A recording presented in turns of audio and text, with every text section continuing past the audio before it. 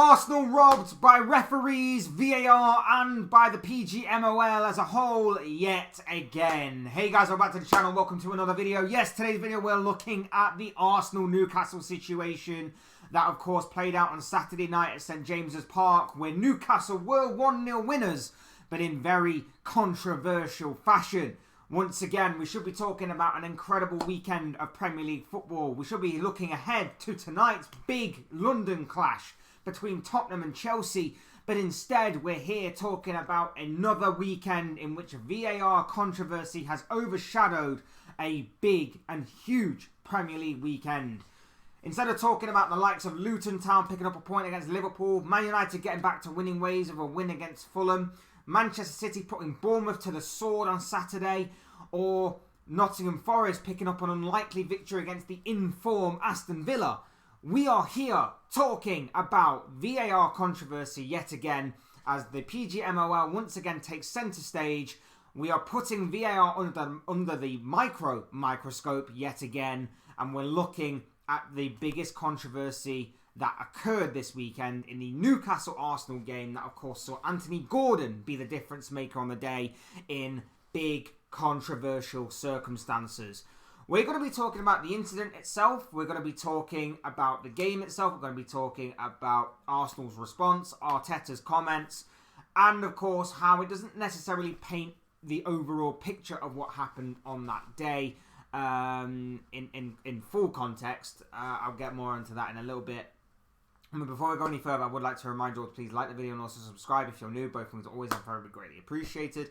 And of course, get involved in the comment section. I'm sure you have a lot of interesting thoughts, comments, opinions, predictions, feelings, whatever you want to call it, in regards to this subject down below in the comment section. So do get involved down there.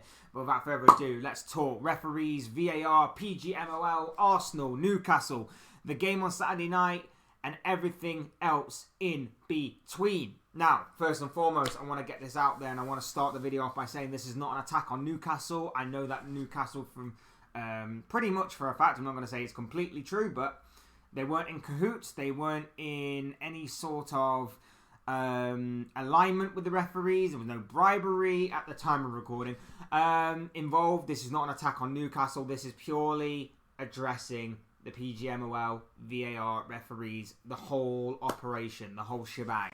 So that's what I want to get out first and foremost. Secondly, when I said earlier about how it doesn't exactly tell the full story, what I basically mean by that is that Arsenal on Saturday night produced 14 shots with only one shot on target. Do I necessarily believe that Newcastle and or one of these two teams should have won?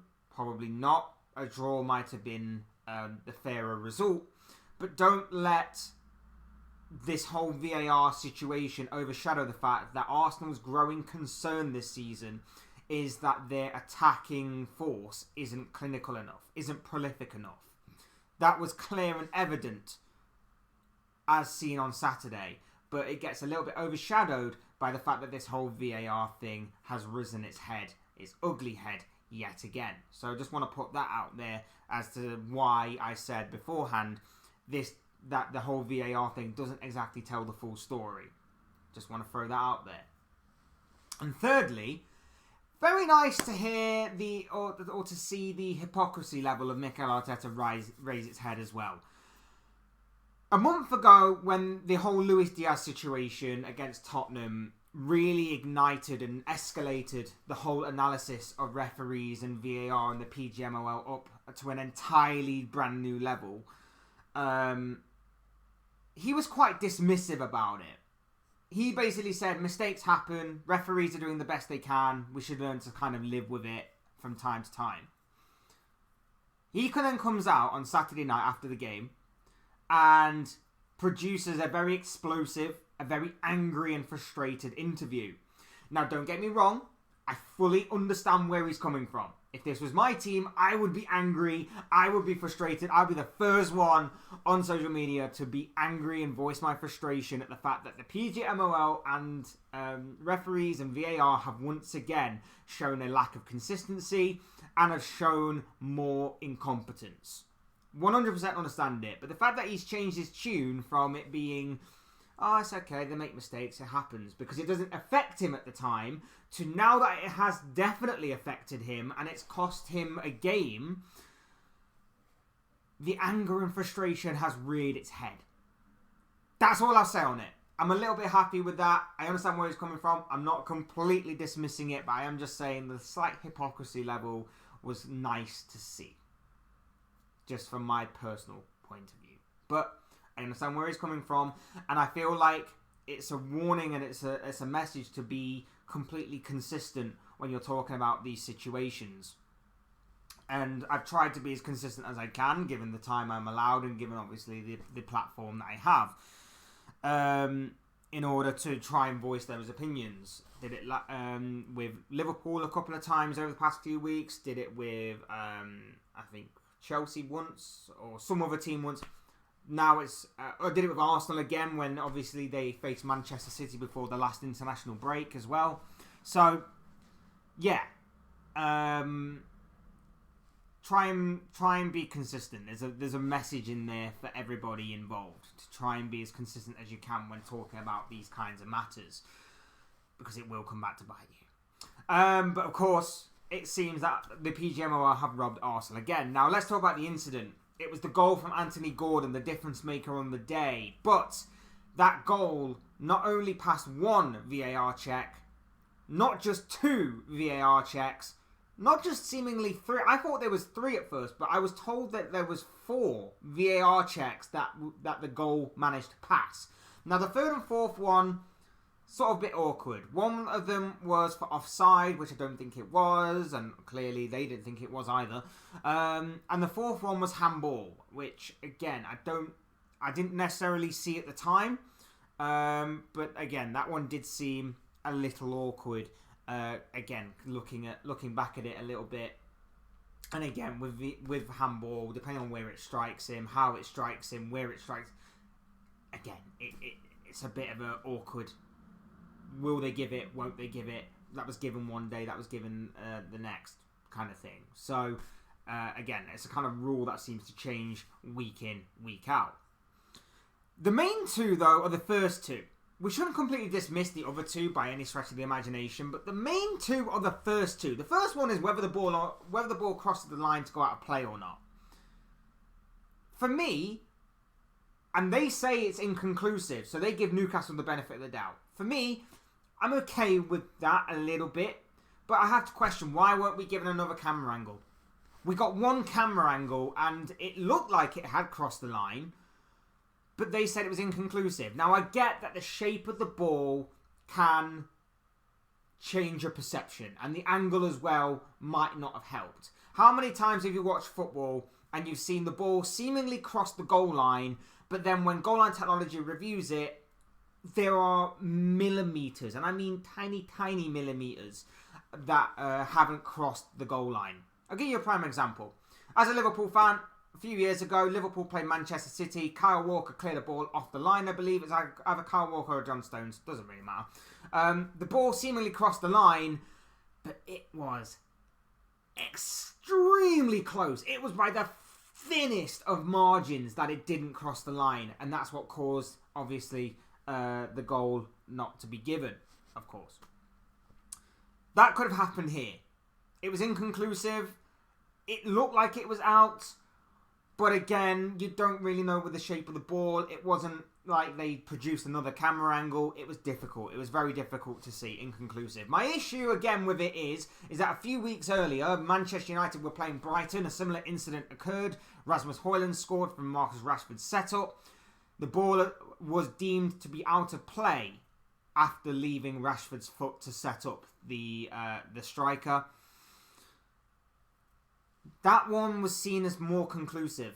Now, I get it. There was a different angle that made it look like it was more out of play than it was in play. But, again, it didn't look the clearest. It didn't look the cleanest. But they said that was more conclusive than that one. And they only had one angle to show for the Newcastle one, rather than the two angles that they had from behind and from the front of the Manchester United one. I can somewhat make my peace a little bit with the fact that it was inconclusive, so they gave the benefit of the doubt to the attacking team. But, again, You're not covering yourselves in much glory when you give one week and not one the next. It's a bit hypocritical. It's a bit inconsistent. It's just weird. The second one, though, is the more obvious one, in my opinion, and I can't believe this one wasn't given. Joelinton pushes Gabriel in the back. Now, admittedly, Gabriel does make the most of that foul. Gabriel does make the most of being pushed in the back. Any player would in that situation. He knows he's not going to get to the ball, makes the most of it, falls to the ground, hopes he's going to win a free kick. My issue with that one is that I saw a few weeks ago Luton Town score a goal that had a push in the back in the build-up that was ruled out for offside. I think in that same weekend, Newcastle scored a goal against West Ham, I believe, with a similar situation. The Newcastle West Ham goal was given, the Luton Town one was chalked off for offside against Tottenham. This one was given. So were Luton then cheated out? Should Luton have had a goal in their game against Tottenham? I'm confused as to why that one wasn't given. I get that Gabriel makes the most of it, 100%. But if that foul occurs anywhere else on the pitch, it's given as a free kick to the victim's team. If a goal kick's given and two players go up for it and one pushes the other one in the back in order to win the ball first, that is given as a free kick. So why wasn't it given there? Why was Newcastle again given the benefit of the doubt? Not once, but twice. And then, as it turned out, 3 and 4 times from following the 4 VAR checks. Honestly, baffling to me. Baffling to me. I'm frustrated about it for them. I'm not an Arsenal fan, obviously, but I would be frustrated if this was given for against my team. I'd be even more frustrated. I'd be even frustrated if it was given for my team, with the way that obviously everything's been going on recently. I'd be calling it out if obviously it had gone in Liverpool's favour, had obviously a similar situation happened. But it's mind-boggling that once again we're here talking about VAR controversies, and they had 2-3 attempts at maybe coming to the right conclusion, and each one they gave the benefit of the doubt to the attacking team.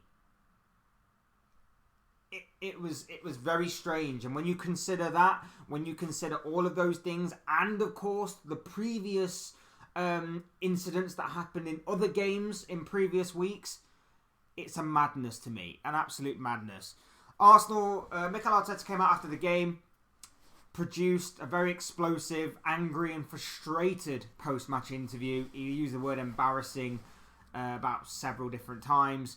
Was clearly angry about the whole situation. Arsenal then released a statement a day later in which they basically said that Arsenal Football Club wholeheartedly supports Mikel Arteta's post-match comments after yet more unacceptable refereeing and VAR errors on Saturday evening.